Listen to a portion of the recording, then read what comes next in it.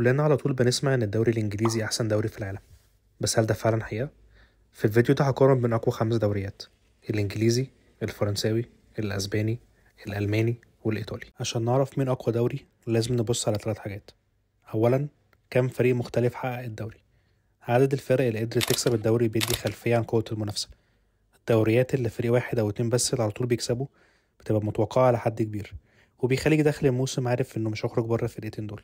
ثانيا، عدد الفرق المختلفة اللي شاركوا في الدوري. كل ما الدوري يكون قوي بتلاقي كل موسم فرق قوية بتهبط وفرق ضعيفة بتكمل، وعلى طول مش عارف الموسم اللي جاي مين هيبقى في الدرجة الأولى ومين هينزل، بعكس الدوريات الضعيفة اللي كل موسم غالبا نفس الفرق بتهبط وتصعد الموسم اللي بعده. ثالثا، قوة الفرق أوروبيا. منافسة فرق الدوري مع بعضها وقرب المستويات بيخلي المنافسة حلوة، بس قوة الفرق نفسها اللي بتخلي الماتشات ممتعة. انك تكون بتتفرج على مستوى كويس ولعيبة بتقدر تقدم 90 دقيقة تخليك عايز تكمل الماتش وانت متكيف.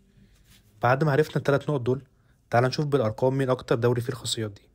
في كل قسم الدوري الاول هياخد 5 نقط، والتاني 4، والتالت 3، وهكذا.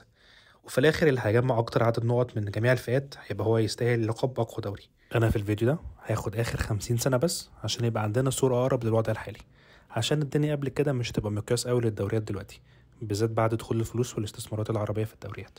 لو جينا بصينا في آخر 50 سنة كم فريق مختلف كسب الدوري، فهنلاقي إن الدوري الإنجليزي كسبه 12 فريق مختلف، والإيطالي 8، الألماني 10، الفرنساوي 12، والأسباني 7. فهنا الدوري الإنجليزي والفرنساوي ياخدوا العلامة كاملة و5 نقط.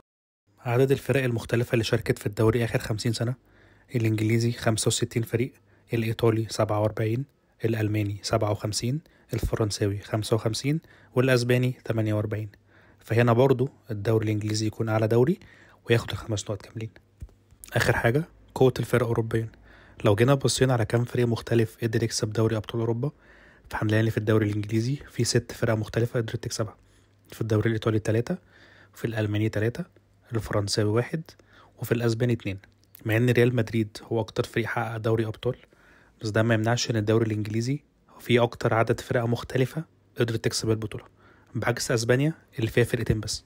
فبعد ما نجمع كل النقط نلاقي إن الدوري الأسباني قدر يحقق 7، والألماني 12، الفرنساوي 10، الإنجليزي 15، والإيطالي 8. وده يخلي الدوري الإنجليزي فعلا أحسن وأقوى دوري في العالم، وبعده على طول الألماني، وبعدها الفرنساوي، وآخر 2 الإيطالي والأسباني. اكتب لي رأيك في الكومنتات تحت، وهل شايف إن ممكن قريب الوضع ده يتغير ونلاقي دوريات تانية يبقى فيها متعة وقرب منافسة أكتر من الدوري الإنجليزي؟ ولو الفيديو عجبك ما تنساش تعمل سبسكرايب للفيديوهات تانية، وأشوفكم قريب.